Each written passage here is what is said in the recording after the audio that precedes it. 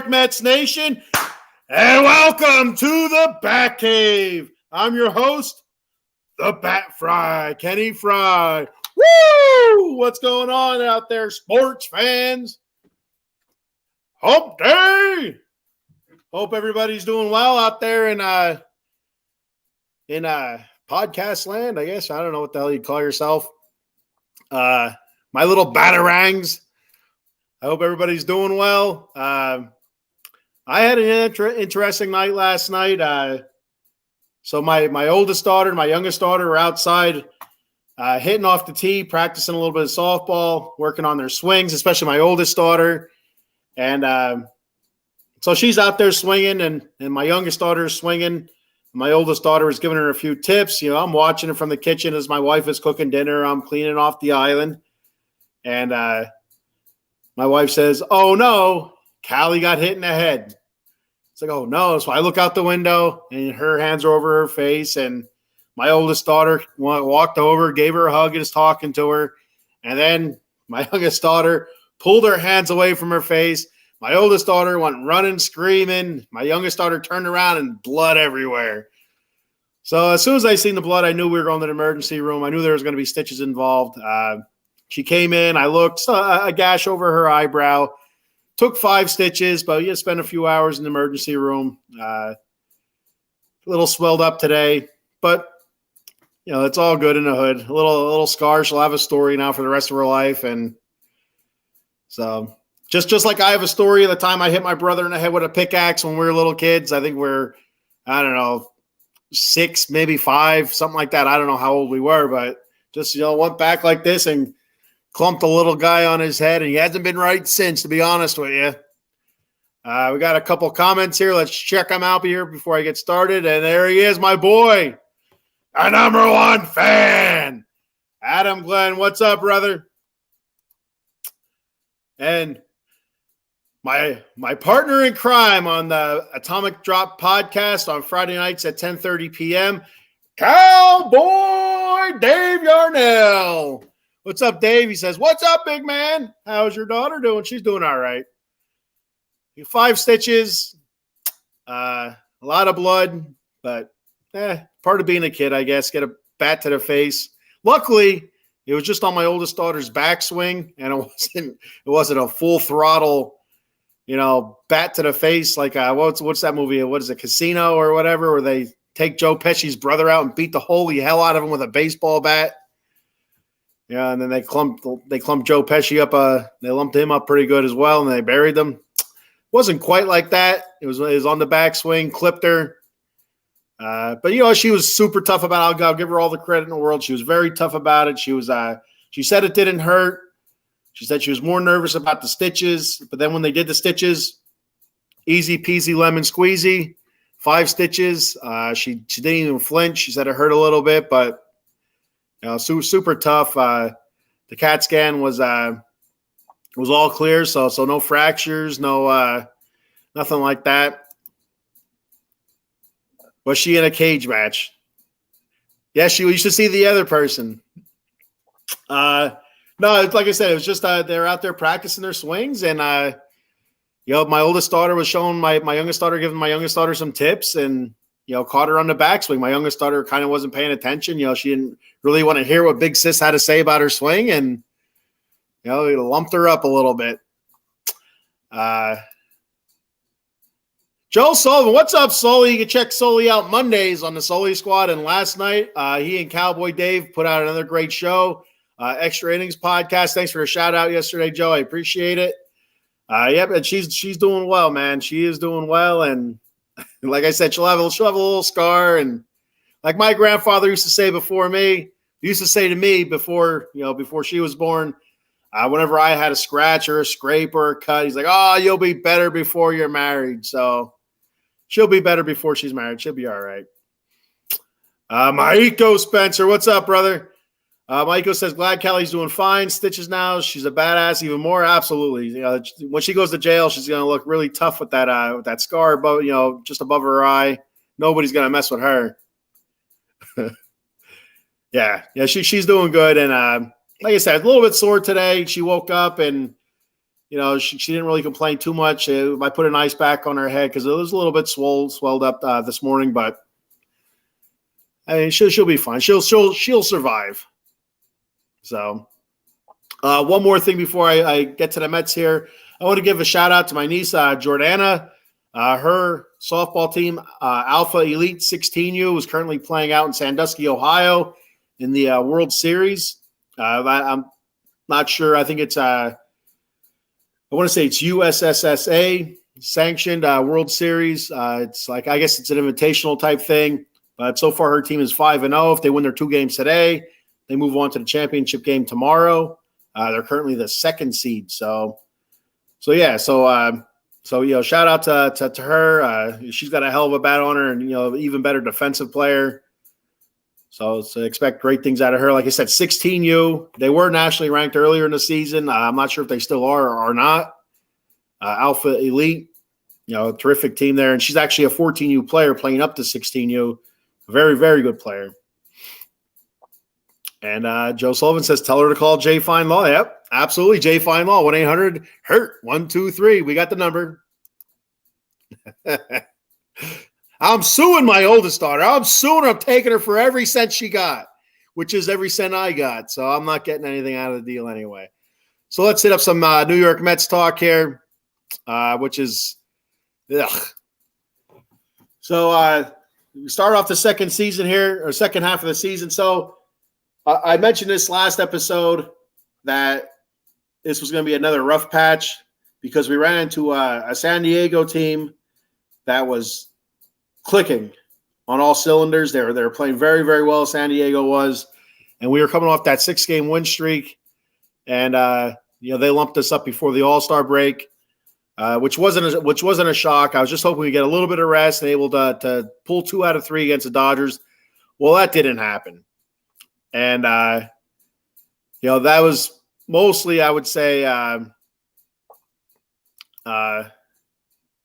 due to offensive woes. Joe has this little smiley face there. And Stacy Northrup. Good morning, Stacy. You can check Stacy out on Mondays on the Big Blue Power Hour. Those big blue, beautiful people they are. And Adam says the Phillies are on fire. Yes, they are. You'll have to wait to see to the end to see where the Phillies are. I might see if they made the power rankings or not. So it's a lot of that has to do with the offense. Absolutely putrid offense. I just don't. It's hard to put your finger on it because the offense was, for the most part, overall as a whole last year was a very good offense. They did struggle down the stretch, so you have to kind of figure it pretty much is carried over to this season. So it's. Surprised by it, but when you look back on it, should we be surprised by it? It's been a really big struggle since pretty much last September. Where our best offensive player last September was probably Eduardo Escobar. So that's not good at all. I mean, you go back and you look at how we started off the second half of the season here with the after the All-Star break. Say it's not really the second half; it's past the second half. But anyway, against the Dodgers, first we come out game 1 there, lay an egg, 6-0, 1 hit. I feel like Bob Uecker from the movie Major League. 1 hit. That's all we got today. 1 goddamn hit. And then his co-host there, Monty's like, you can't say goddamn over the air. He's like, nobody's listening anyway. So that's what I felt like after that. It's like, you got to be freaking crapping me. You come out after the All-Star game, the All-Star break, 1 hit. That's all we can muster up. 1 hit. And what a sack of crap that is. Verlander comes out. He lays an egg, 6 walks.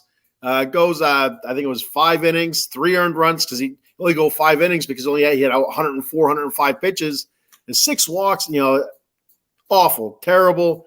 Bullpen didn't help out at all. Either. Then we come back to second game. We got Senga going, our all-star, pitching really, really well recently. And what do we give him? 1 run. 1 run on 3 hits. Offense is crap. Our offense is so bad. Something has to change. Senga goes out there, pitches a terrific game. Mets have 2 errors. But Senga goes out there, 6 innings pitched, 1 earned run, only 2 walks, 9 strikeouts. He did his job. Senga did his job.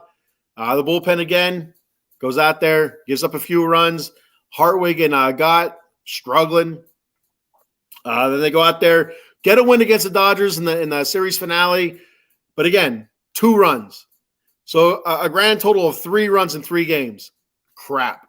You're not going to win games like that. You're not going to win series like that. That's crap. We had a grand total of 6 hits in the last game there. Whoa, we were on fire, man. Mad Max goes out there, pitches another great game, 7 innings pitched, no earned run, 6 Ks, finally gets that ERA below 4. I guess if it was a big game, probably would have shit the bed like he did the week before, a week and a half before, when we really needed him against San Diego. He shit the bed, kind of like what he did in the playoffs last year. But I just like the offense was so bad against the Dodgers. It was it's unfathomable. It's just.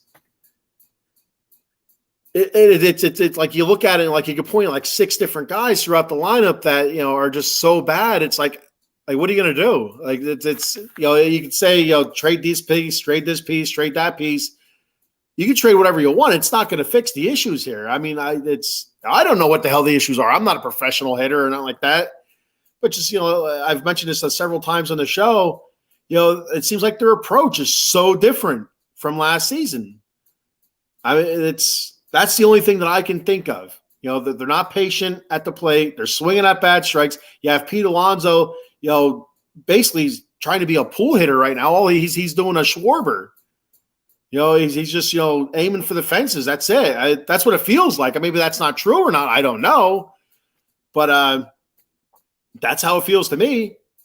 He's not, since Pete's been up, what was it? Since I think 19 or whatever it is, 2019. He's been the type of hitter that can, go all, he can go to right field. He can go to right center, left field. He can use all sides of the ballpark. He had power to every part of the park. Doesn't feel that way right now. Does not feel that way this year. Striking out a lot, not walking a lot. You're a big power hitter. If he's not hitting balls in the gap or home runs or anything like that, you expect him to be on base through walks, but that's not happening either. So, and that's a huge part of it. Lindor. It was hot going into the All-Star break. We had the break. It comes out, a little bit cold here now. But that's everybody in the lineup against the Dodgers. And then they faced some pitching that was, a little bit suspect against the Dodgers. Just to name one, what's his name? Urias, I believe it is. I think that's his name. I picked him to be the NL Cy Young winner this year, in the preseason. And, he has an ERA in the 4s or close to 5 or something like that. He's been getting lit up this year. So it's just, it's another big word. It's unconscionable. It doesn't make sense to me. It just doesn't make sense. Maiko says that's a Fry on Fry crime. And really, a Fry bat on Fry crime. 1-800-HURT-123 is good, but we can't help that. No, it's Bat Fry, Fry bat. I mean, we've used multiple weapons over the years. A long list of Fry injuries due to weapons, weaponry. Like I said, the pickaxe I put in my brother's skull. The rock he hit me in the face with. I'm sure we've hit each other with bats several times. We used to wrestle all the time in our bedroom. So there's been faces off box springs and, playing tackle football and stuff like that. Kicks to the groin. It's lots of Fry on Fry crime throughout the history books. And that's why he's watching. He's waiting for the power rankings. And Maiko, once again, Verlander on the mound tonight. And you know what? So the thing with Verlander on the mound tonight, it's a huge game, not only for him, but for the Mets. If they're going to shop him, if they're going to shop Verlander, what better way to have him go out there and pitch a gem? He shit the bed against the Dodgers, 6 walks. I think most of his walks came early in the game. if I remember correctly. But still, 6 walks is 6 walks, no matter when the hell you got them.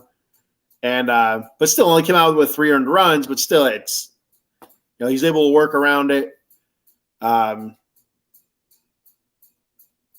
If he's able to go out there and pitch a good game, a gem like the Justin Verlander that people know and love, last year's AL Cy Young Award winner, that could help his stock rise a little bit, and maybe a team will be a little bit more interested in giving up some premium young talent for him. Now the contracts come into question. I'll talk about that in a minute. My thoughts on that. So putrid offense, like I said. Pete Alonso's to me is a huge reason why. When your stud power hitters hitting 205 now, it's inexcusable. It really is inexcusable. And I'm always harping on Kyle Schwarber. The Philly fans love Schwarber. Schwarbomb this, Schwarbomb that. The guy's hitting 186, and they love him because he hits an occasional home run. But, he's doing something. The last 4 or 5 games, he's had at least 1 hit in each game, and they've been big flies. He's doing something, but he's still hitting 186. Well, Pete Alonso's not far from that. As much as I've been ripping that, the Philly fans not really getting on Schwarber. Like, Philly fans are ruthless, with their sports. It doesn't matter what sport it is. They're ruthless. If their player's not performing, they let them know about it. But for some reason, it seems like Schwarber gets a pass. He's not a very good left fielder. He doesn't hit very well, besides an occasional home run. But I'm ripping him, and then here's Pete Alonso, 206. He's not far from that, and he's not even doing anything now. It's like poking him with a stick, like he's like a dead cat on the road, poking him with a stick, saying, "Come on, do something, wake up." It's not happening. Nothing's happening. So I'm ripping the Philly fans about this, and Met fans. We should be ripping Pete Alonso. He's our Kyle Schwarber right now.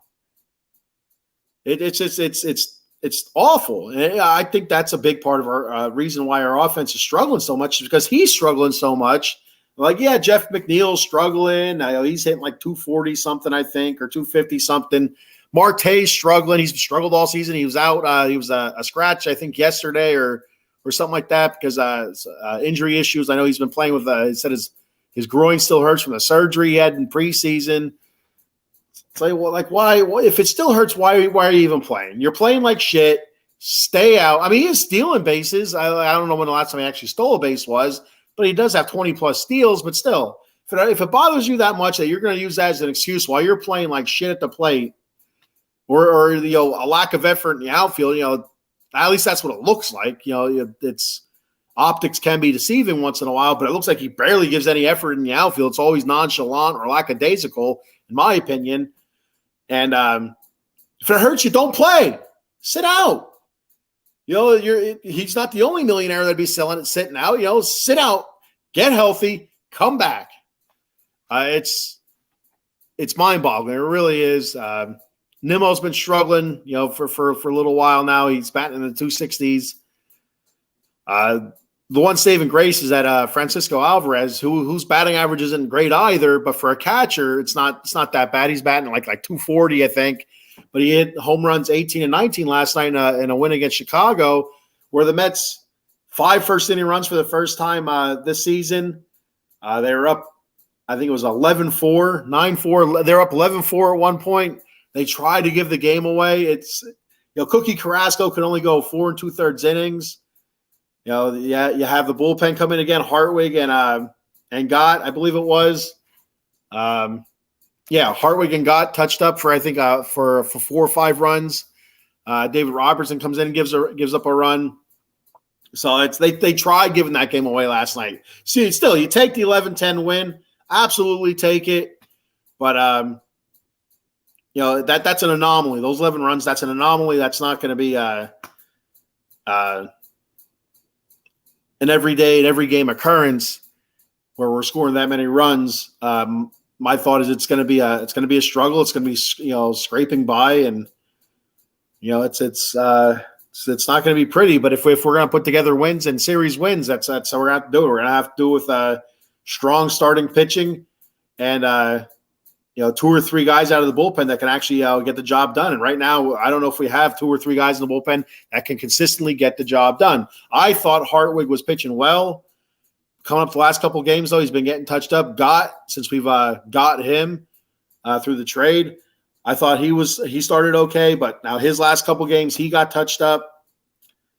I think Ottavino's been pitching a little bit better, but he did take the L against the Dodgers in Game 2, the Senga game. He got I think he gave up 1 run, made it 2-1, and then the other guys gave up a couple more runs.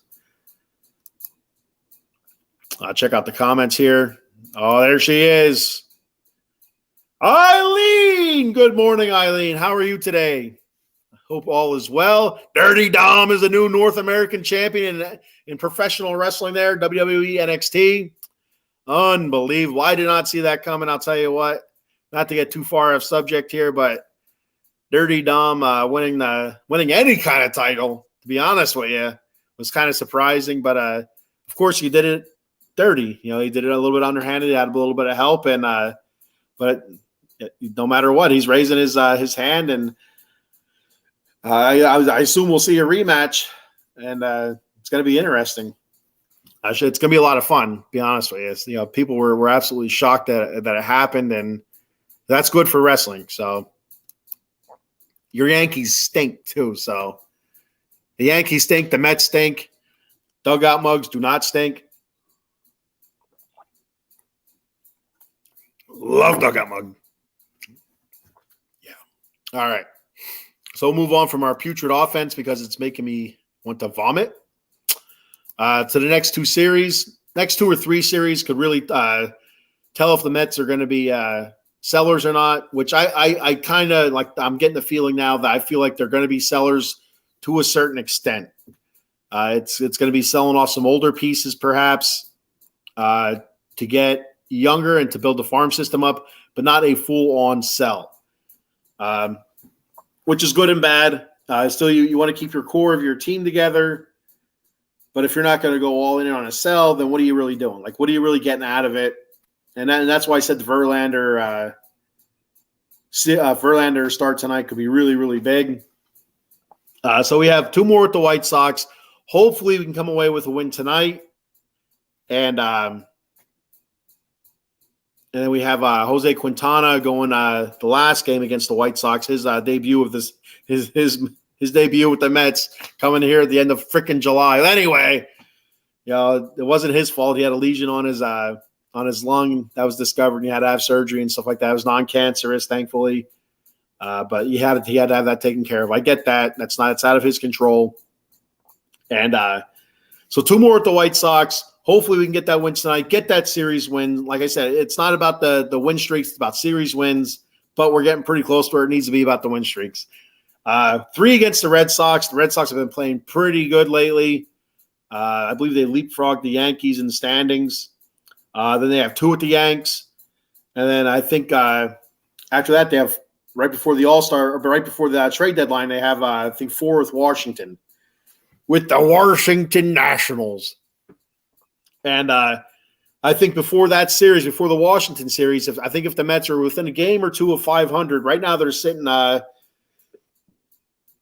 six under 500. So if they're a game or 2 within 500, let's say they're sitting at 49 and 52 or 50 and 52.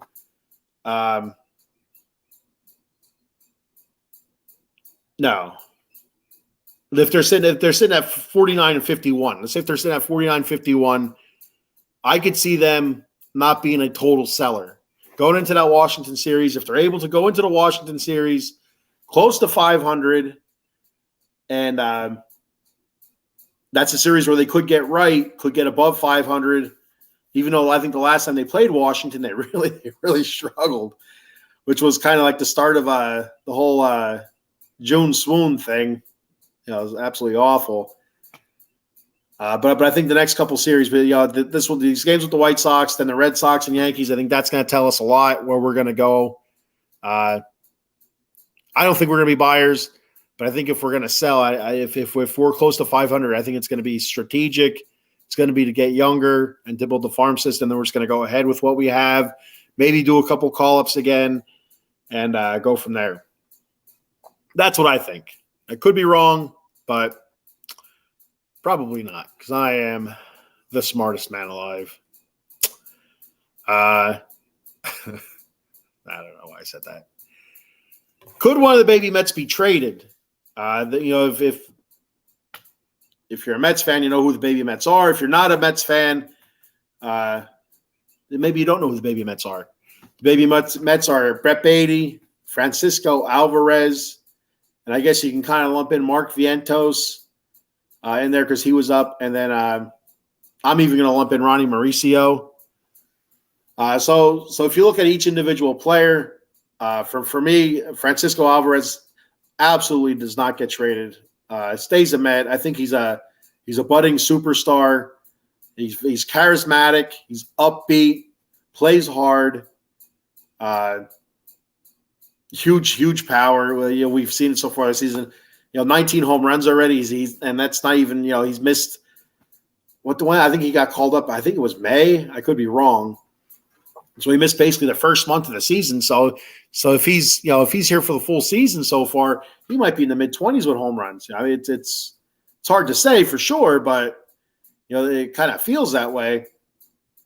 So now you look at. So I think Alvarez is absolutely not. Yeah, he stays no matter what.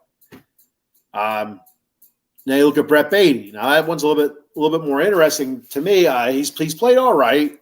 He's made some really, really odd errors at third base. But errors like that are really they could be overcome. So it's not really, they're not really not like having the yips or anything like that at third base, misjudging a pop-up and stuff like that, or, it's, missing a grounder, that shit happens. You get so many of them throughout a season, it happens. It happens to all of them. So it just looks bad when your team sucks. And that's what happens, start playing the clown music and, start playing the play and, fast forward, and it looks absolutely ridiculous when he's diving for a ball in the infield that was popped up 3 miles in the air, and then it bounces and hits him in the face. I mean, that's our season in a nutshell right there. Balls to the face. And so Brett Beatty is a little bit more interesting. I think he could be included in some package deals for some really big name people, because he is still a highly ranked prospect throughout the league. He was one of the Mets' top prospects before being called up this season. Still has a high upside. He still has really terrific power. He hasn't really shown it this season. He did have a home run last night, but there's a ton of potential right there. And he does play multiple positions as well. He does play the outfield as well as third base. So that could be appealing to some people. So I'm going to say like a 70-30. 70% I say Beatty's not going to get traded, like a 30% where I say he could be traded. Ronnie Mauricio. We haven't seen him up this season yet, but I think a lot over the next couple of weeks is going to tell us if we will or we won't see him up this next season. I think my boy Nelson from Interstate Mets Report, the Amish Country Mets fan, Nelson, I believe he was talking about this yesterday on his show, that a lot depends on at the trade deadline what moves are made, whether or not Ronnie Mauricio gets called up. So if Jeff McNeil gets moved, who plays second base, plays left field, there's a better chance that Ronnie Mauricio is going to get called up to fill that void at second base and get some playing time there, even though he has been playing a little bit outfield and second base this season to learn both positions, because he's originally a shortstop. So if Jeff McNeil gets moved, there's a chance that Mauricio comes up, fills in second base, or even left field, or even DH. All those, he could do any of them because he is a very good hitter. Even though his average has now dipped below 300, he's not as hot as he was at the beginning of the season. So for me, I want to say Ronnie Mauricio is absolutely off the table to be traded, but it doesn't feel that way. I feel like a 50-50 shot that there could be a trade, but it has to be another like blockbuster deal where he's lumped in with like a Brett Beatty and maybe a veteran player. I don't know, just off the top of my head, like a Starling Marte, Brett Beatty, and Ronnie Mauricio for somebody young and good. I don't know. I'm just off the top of my head a package like that. I don't I can't even think of anybody off the top of my head. I know I do have a scenario for Shohei Ohtani where you as much as I don't want to say because I love Pete Alonso is my favorite player on the Mets, so I don't want to see him go anywhere. But I could see the Mets, if they want to trade for Shohei Ohtani at the trade deadline, dangle Pete Alonso out there with a Brett Beatty or a Ronnie Mauricio, one of the two, not both, and maybe a young arm or two out there. But we don't have anybody in the minors that really stand out as a really good arm talent right now. But it's and that's the only like scenario I can see the Mets trading for like a Shohei Ohtani. Is that Pete Alonso has to be a part of that deal to make that somewhat realistic with the Angels.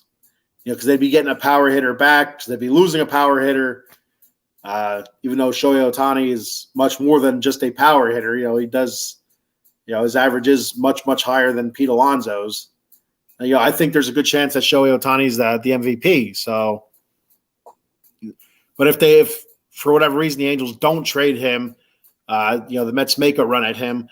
I think it's hard for the Mets to re-sign Alonso then if they go after Ohtani and sign Ohtani, which I'm thinking is probably not going to happen. I see him in Dodger blue for some reason, or I see him staying out west.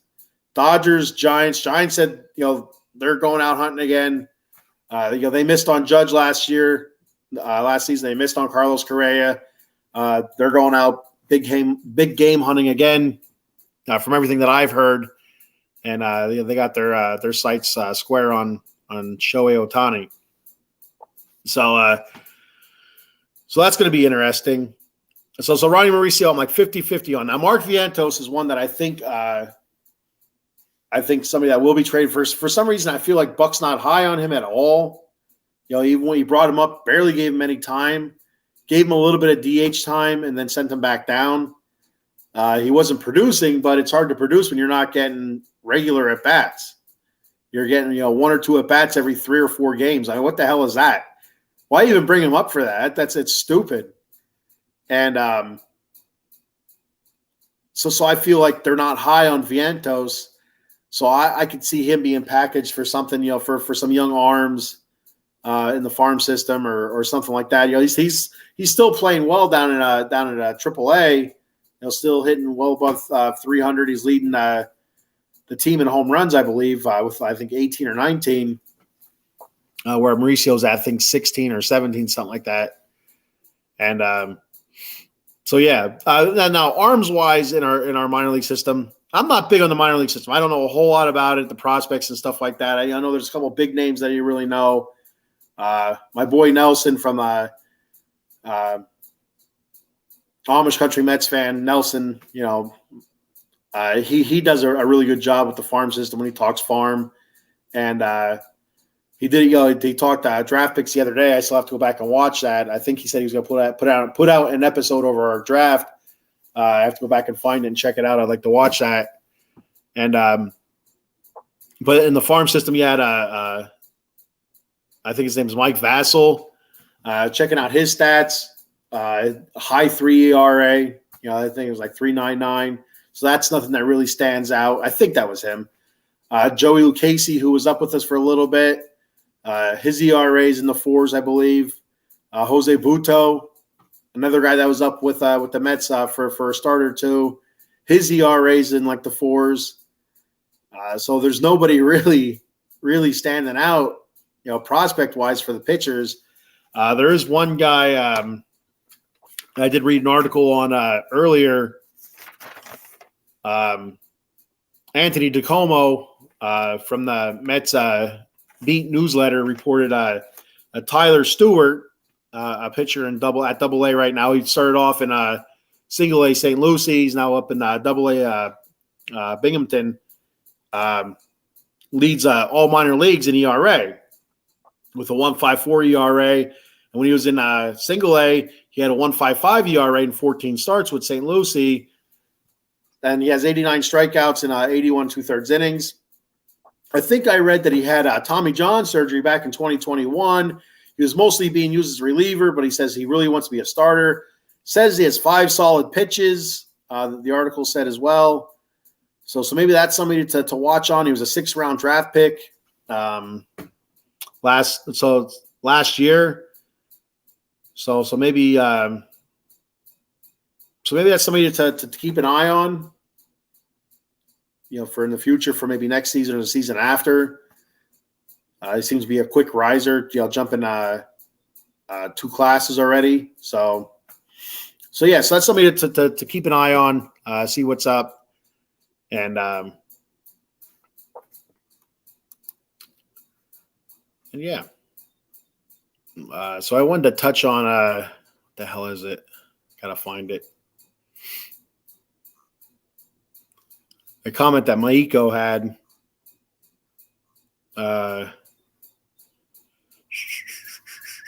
Verlander, there it is.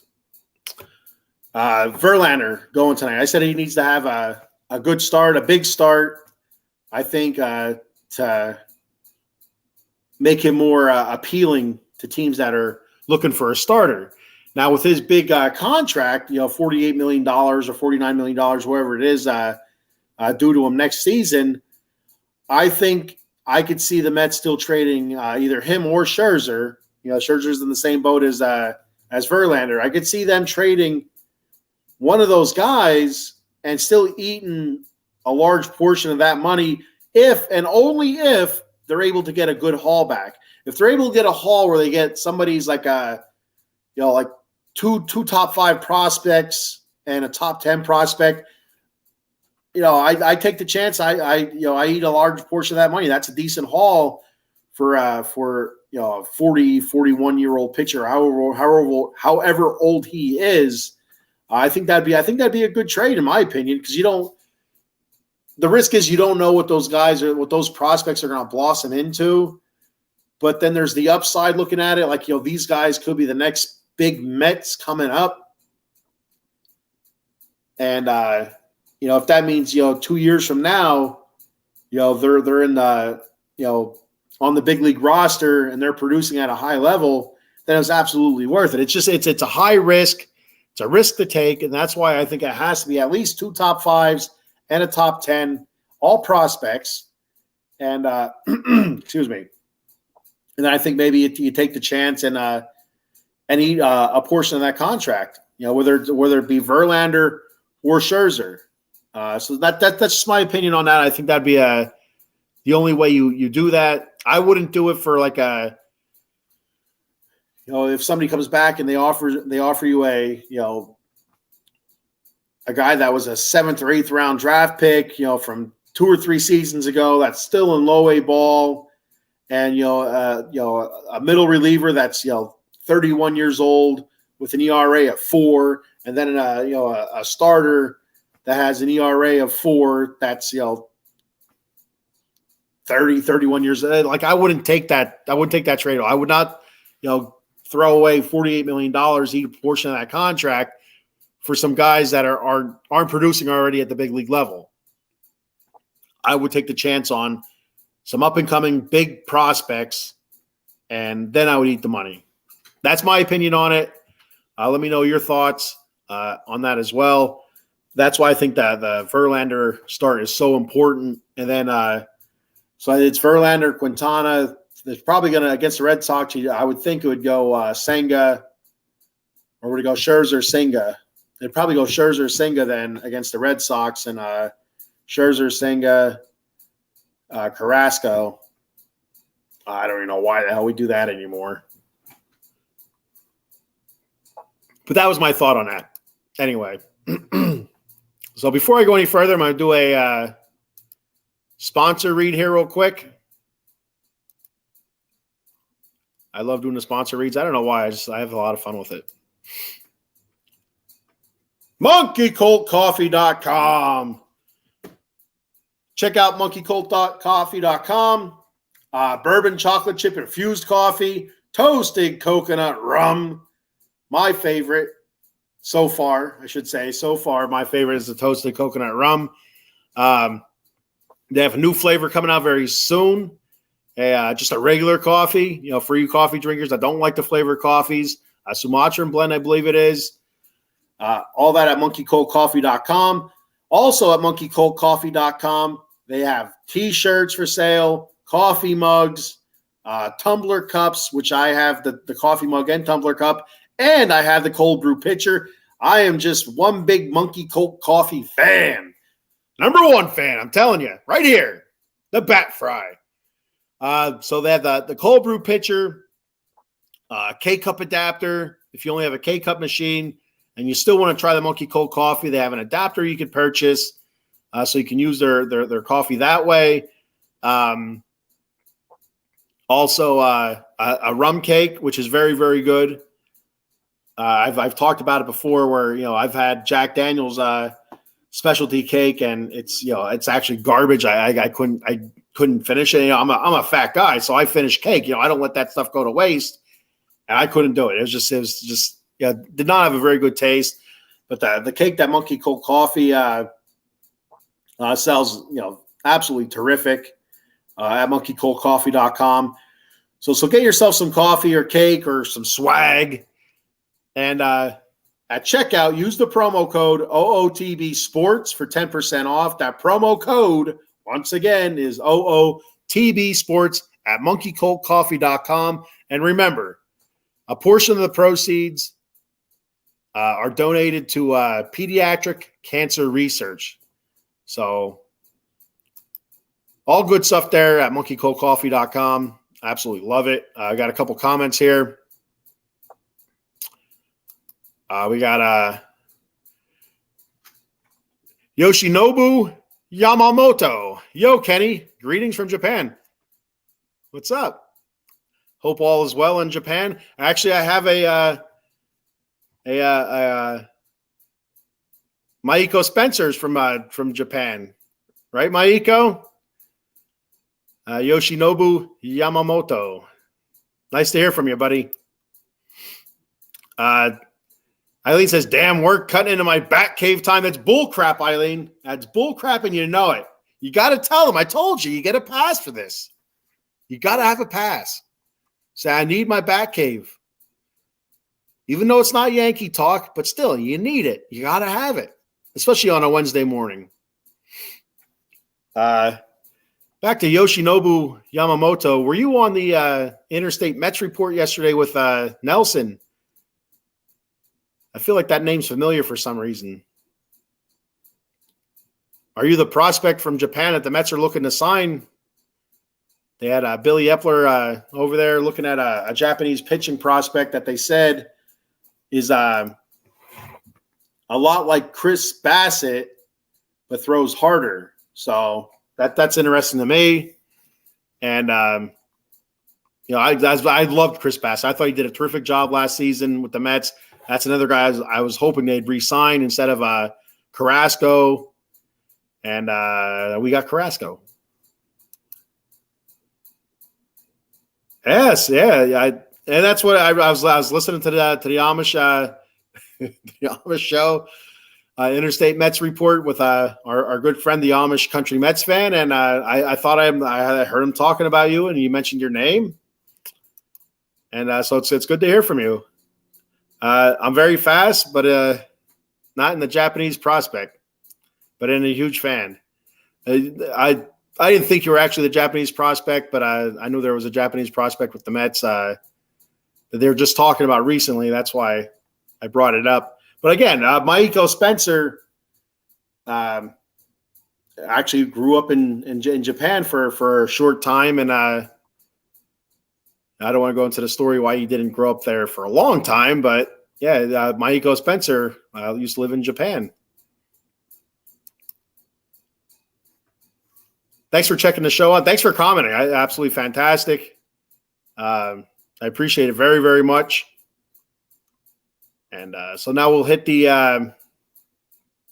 NL East standings here on the home stretch of the Bat Cave.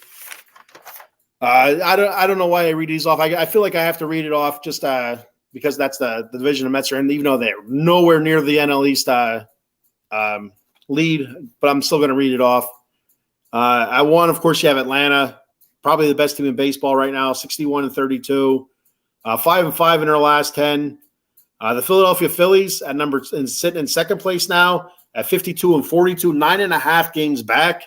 They're 7-3 in their last 10. Miami Marlins, 53-44, 10 games back, 3-7. So they're starting to come down a little bit, I think. And that's one of the things I said. I expected them to come down. I expected the Diamondbacks to come down, to fall back a little bit. The Reds, I expected to fall back, and they're all starting to do that. So the Marlins are 10 games back. The Mets are in fourth place, 44-50, 17.5 games back. Yikes. 6-4 in their last 10.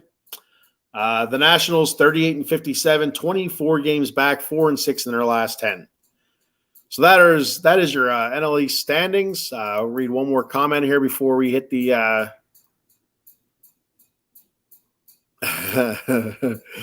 Stacy Northrup says she knows the story. She was there. I think Maiko's going to a doctor's appointment, so he's not going to comment on it. He's going to be a silent. He's going to be silent about it. So you'll have to check show out again, Yoshinobu Yamamoto, and we'll get the story out of Maiko. Says Marlins started losing when they sent down their best pitcher Yuri Perez to Double-A. See, I don't know about that. Are you a Marlins fan, Yoshinobu, or are you a Mets fan? Why would they send Yuri Perez down if he was their best pitcher? That's why I don't understand.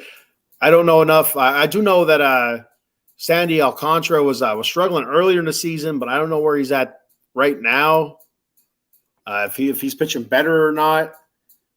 But I know their offense, besides Luis Arraez, isn't really made up of a whole lot of bangers. There's not a whole lot of guys there that are can produce long term. It seems like.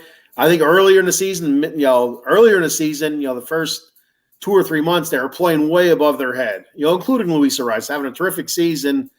He was flirting with 400 for the longest time, and you had a couple other guys in that lineup that were also producing above their head, and I just think it's they're starting to play at the level that they're expected to play at, which is near 500, because they're not a terrible team, the Marlins. They just don't have any of those guys that take them to the next level right now, which it's kind of scary where they're sitting at. And they don't have the talent, to take them to the next level yet. But it's probably on its way, because they do have some tradable pieces. And they do have some pieces that they've gotten over the past few seasons by trading away higher named players. So they've been building their farm system up. He's a Mets fan. Okay, fantastic. And he says Yuri Perez was a pitching phenom, only threw 60 innings in the minors. Someone got hurt. They brought up Yuri. The hurt pitcher got healed, and Yuri went back down. I'm going to have to look that up. I know I heard of his name, Yuri Perez. That's not a name you forget. And so it sounded like he was pitching well when he was up. I'm surprised they pulled a buck. Buck Showalter's not a huge fan of young players. They pulled a buck. As soon as the hurt guy's back, they send that guy that's been pitching well, they send him back down instead of, maybe use him as a sixth starter maybe. That's always an option. Or a long relief just to keep him in the rotation, just keep him on the roster anyway. So we're going to move on to the wild card standings. This is a little bit more realistic for the Mets-wise. You have the Giants sitting on the number 1 seed for the wild card. I believe they're 1.5 games. 1.5 games up on that. Arizona's sitting in the second spot for the second wild card at 53-42. They're a half game up. The Phillies are sitting in the third spot right now, 52-42. They're a half game up on Miami, who's at the 4th spot, 53-44.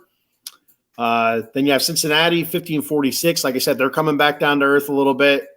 They're 3 games out. Then you have San Diego, 45-50. They had that nice little run where they got hot. They won a bunch of games, a bunch of series, and then they ran into the Phillies, and the Phillies just slapped them around all over the field. I think the Phillies took 3 out of 4 against them, which shocked me. I thought San Diego would get a split with the Phillies, if not take the series. But the Phillies, Phillies are playing good ball.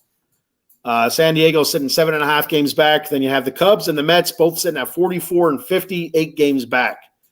So, like I said, with the next couple series, it's going to tell a lot. If the Mets can get closer within a game or two of 500, I think I don't think we're going to be buyers. I don't think we're going to go out there and sell the farm to get 1 or 2 big bats or whatever or arms if we're a game or 2 under 500. But I don't think we sell as hard as we do if we're 10 games under 500. So we're within striking distance still, 8 games back. That's still a lot. There's still a lot of teams that we got to get past, but it's doable. It's absolutely doable, and it's going to be interesting. The next week and a half is going to be very interesting. It's going to be extremely frustrating as a Mets fan, but that's what you sign up for. It's going to be interesting. All right, so before I do the power rankings, which is the final topic of the show, I'm going to go ahead and do another sponsor read for our boy, Jay Feinlaw, a.k.a. Attorney Big Al. You can reach Big Al at 1-800-HURT-123. That's 1-800-HURT-123.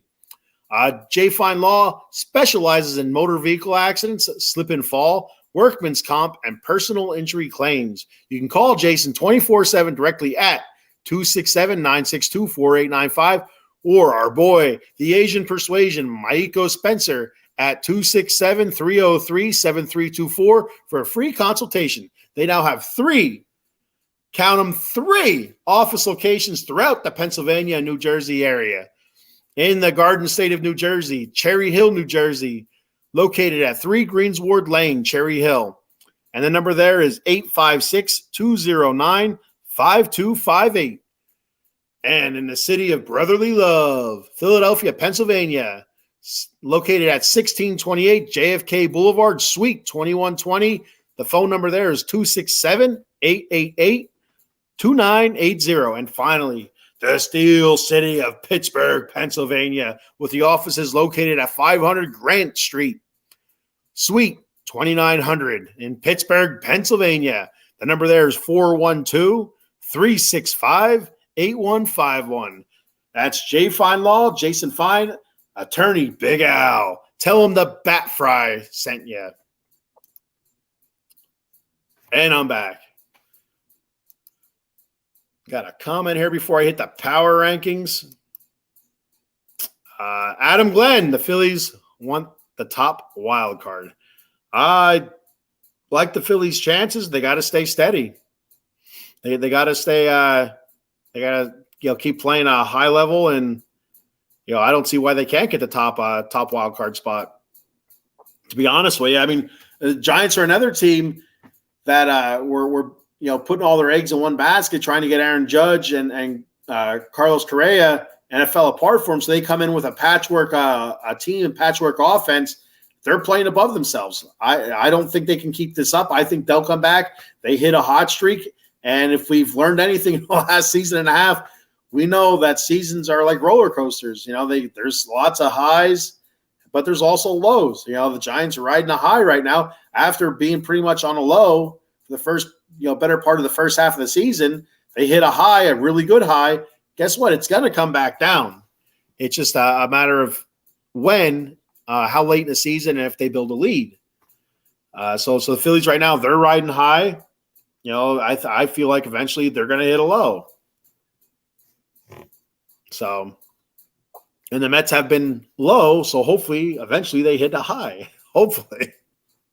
That's how I view seasons. That's how I look at it.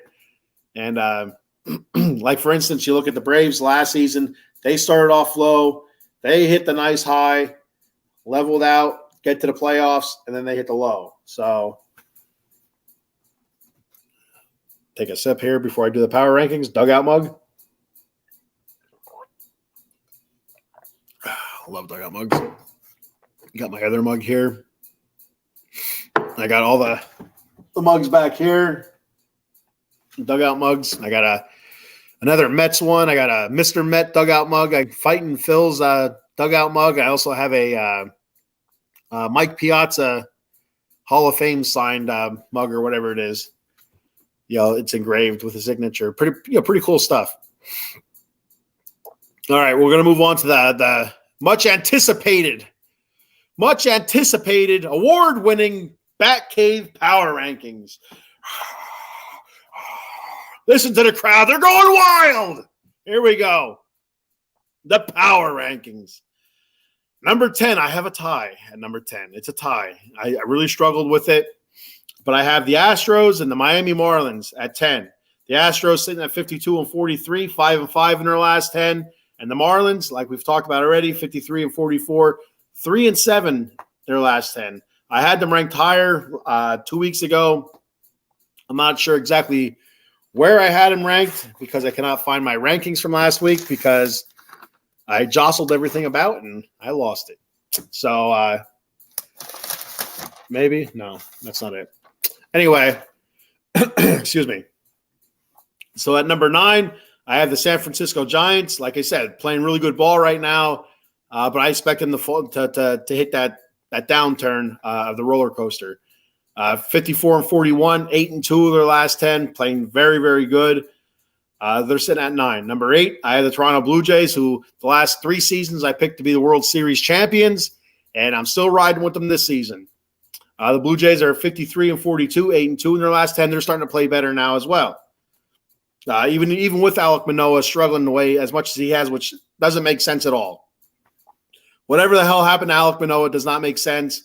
To go from what he did last season, absolutely, fantastic last year. I'm not sure where he finished in the AL Cy Young voting, but I think it was pretty high. To what happened to him this year, it's just a complete turnaround. It's absolutely, it doesn't make sense. It does not make sense at all. Like you can see a guy having a crap season after having a really good season, but this is worse than crap. This is, if you can imagine something worse than crap, that's what it is. So you kind of feel bad for him. They sent him down to the minors. It started off not so well down there, but I think he had like one game where he pitched decent. They brought him back up, and I feel like his first start got knocked around. His second start pitched better. Then now his last start, he got knocked around again. I think that's how it went. So hopefully he finds it. Number 7, I have the Brew Crew, 52-43. They're lingering around. They're kind of hanging around. The NL Central is open to pretty much everybody yet. So even though Pittsburgh has been free falling, they're still within I think 10 games or so.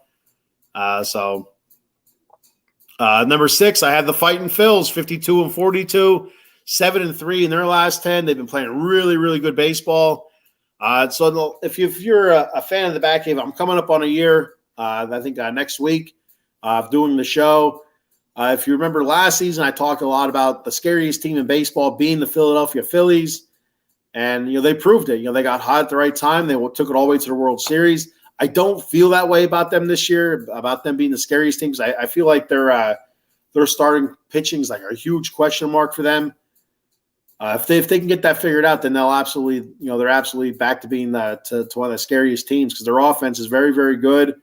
Bullpen's not bad, but their starting pitching is like lacking an ace right now. Between Nola and Wheeler struggling the way they have, and but they're winning and they're winning a lot right now. So number 5, I have the Dodgers, 55-39, 8-2 in their last 10. They're playing really, really good ball right now.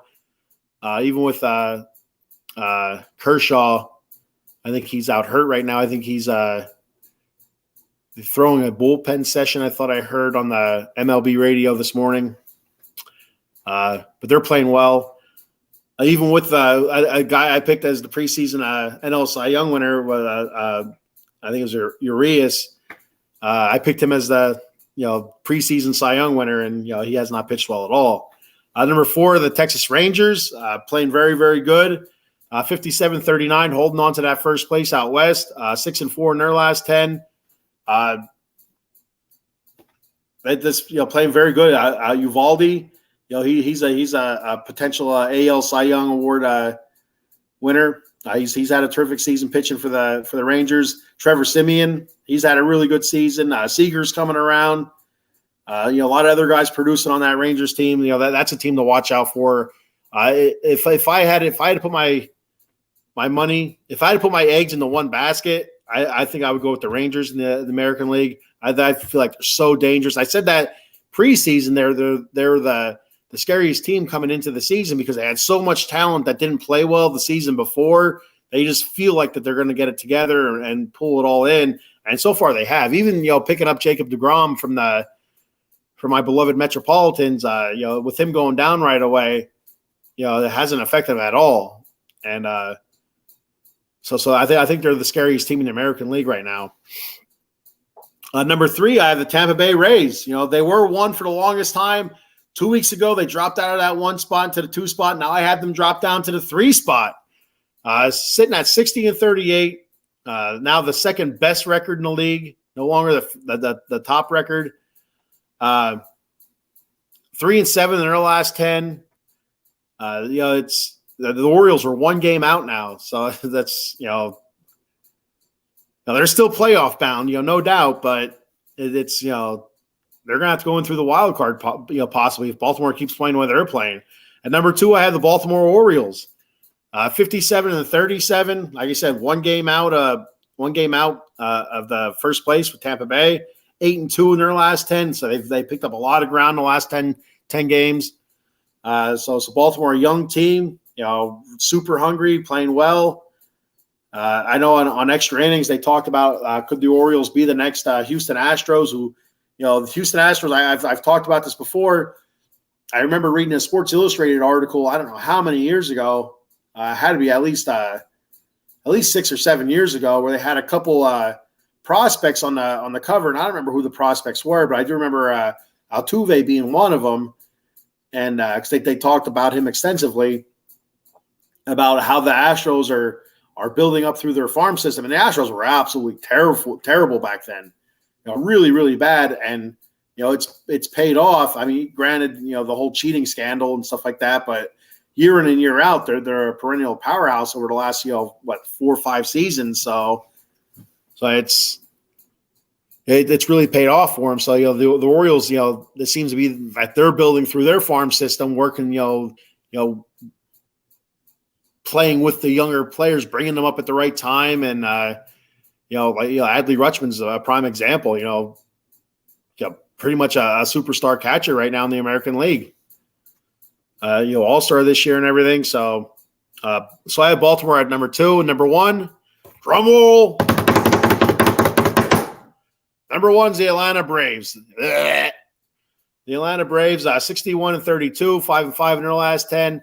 They've been fantastic this year, and I hate saying it. I just want to. They lost last night, which is fantastic, but Austin Riley a couple home runs, and it just keeps going. It just keeps going. It keeps going. It's disgusting. Hate it. Can't stand it. Feels like they've been winning for my whole entire life. I'm 43 years old. I feel like every year they win a division. Since I've been born. That's what it feels like.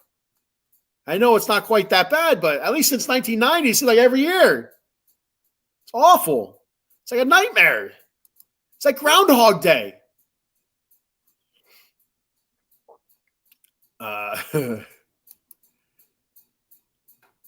Yep. Adam Glenn from not ranked to 6th. Yeah, and they could easily climb up a little bit if they continue winning and the Dodgers stumble a little bit. They could be in the Batcave top 5. So now I'll be doing the weekly power rankings for the rest of the season. Yoshinobu Yamamoto says Braves lost 3 games in a row. They've lost 3 in a row, but they're playing really, really well. So, I mean, like again, I talked about your ups and downs throughout a season. 3 in a row to them is nothing. They could run off easily 6-7 game win streak just like that again. So it's not I'd be more concerned if they're 5 or 6 in a row. That's a little bit more concerning than 3 in a row for the Braves. It's not. I don't think it's a big deal. They played some pretty good competition recently, so you expect a little bit of a slide. Eileen says the Boo Braves, absolutely Boo Braves. Adam Glenn says the Braves are a good regular season team. Yeah, and that's all those seasons winning division titles and how many World Series they got to show for it. They had 30 years of division titles and 2 World Series. So yeah, Braves, stick it. So yeah.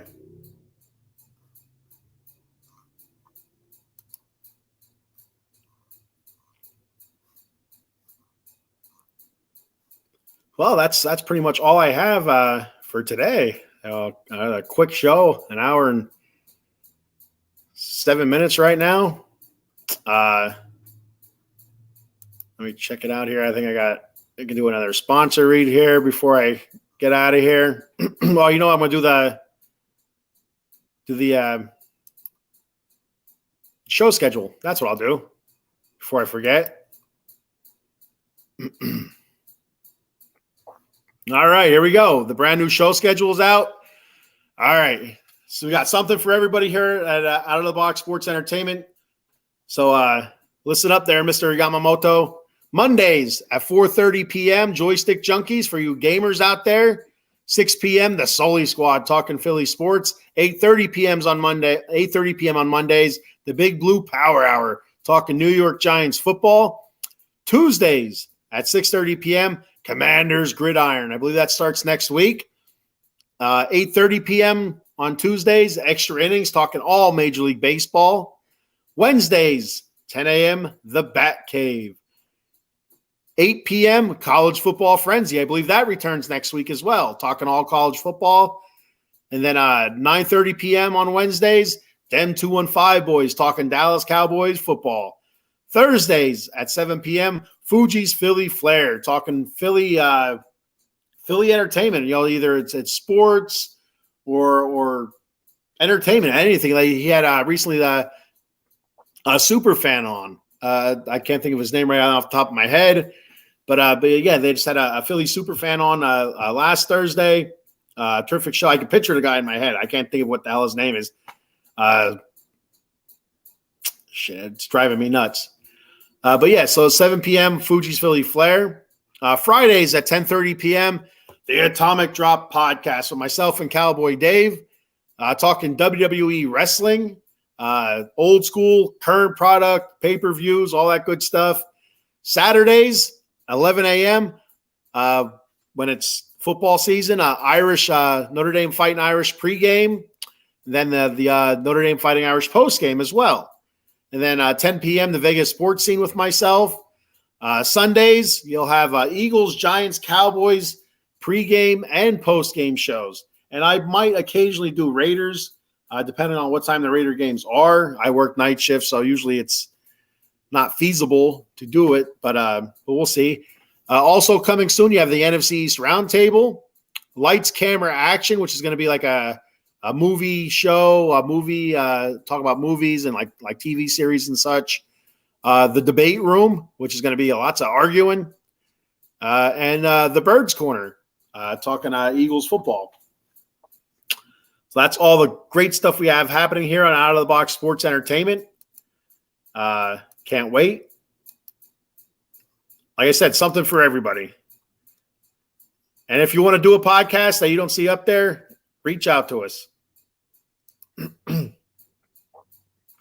Eileen says, I will have to watch from the beginning. Silly work call cut into my time. See, that's when you put me on, you push mute on your work call, pretend like you're listening. You'll go, oh, yeah. But actually, you're watching the Batcave. They don't know. What the hell do they know? No, it's all right, Eileen. Thank you for commenting and checking it out no matter what. I appreciate it very, very much. Every comment from everybody checking the show out, I appreciate 100 times over. More than you'll ever know. Adam Glenn says the wrestling show is awesome. Thanks, Adam. I don't know if I'll be on this Friday night. We have a softball tournament at the beach, and we'll be staying at a campground. I'm not sure what the Wi-Fi is going to be like, so it's going to be Maiko and Cowboy Dave, and I'm going to try to poke my head in to talk some wrestling, but I can't guarantee it. And then I will not be on Saturday or next Wednesday, so there will be no Batcave next Wednesday either because we'll be away still. My oldest daughter has a All-American collegiate catching camp. She's going to be attending, and they want the parents there to talk to them and stuff like that. So I'm really looking forward to that. So there won't be any Batcave next week. No Las Vegas sports scene. I may not be on the Atomic Drop podcast. So you're going to have a week of pretty much no Bat Frie. I know you're all excited. Big Mike isn't doing the show here anymore. He's on Edge of Philly Sports. You'll have to check out his Facebook page. It's hard to say. He did put a video up thanking everybody out of the box sports. And we love Big Mike. Big Mike's awesome. I really enjoyed watching Big Mike's show. He always made fun of me and made me cry, secretly in the corner. He'd always say, "Oh, the Mets are 86 and forever." And I'd go, I'd put my thumb in my mouth and, weep a little bit. So, Big Mike's exclusively at Edge of Philly Sports, I believe. So you'll have to go to his Facebook page and watch the video that he put out. It explains a little bit better than I can right now because I don't remember exactly all what was said, and I don't want to put words in anybody's mouth. So that's all I got for today. Like I said, beginning of the show, I want to give a shout out to my niece, Jordana. She plays for the 16U Alpha Elite. They're currently at 5-0. They're playing in the World Series out in Sandusky, Ohio for 16U softball. And if they win their 2 games today, they play in a championship 9 a.m. tomorrow morning, I believe.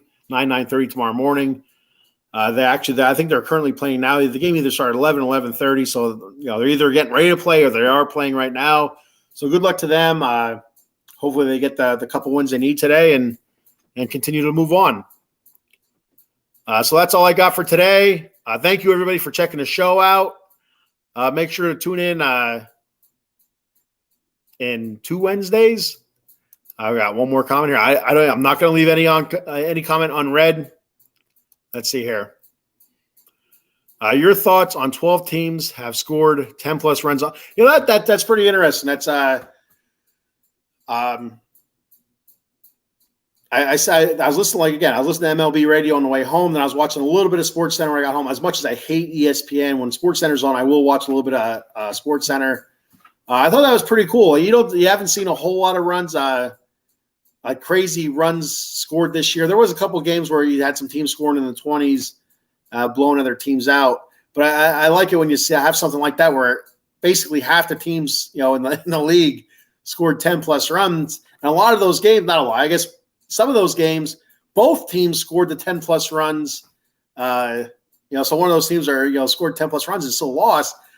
For instance, the Braves game, I think they lost 16-13. And the stat that I heard that made me chuckle a little bit was the Diamondbacks, when scoring, was it 13 plus runs? I think it was 13 plus runs. The Diamondbacks are 86-0. 86-0 when scoring 13 plus runs, I think, since they became a team. The Braves were on a 186 game win streak when scoring 13 plus runs, and they just happened to lose that game. So now they're like 186-1. The last time they lost a game where they scored 13 or more runs was like 1990 against the Montreal Expos, and that game was 16-14. So that's wild.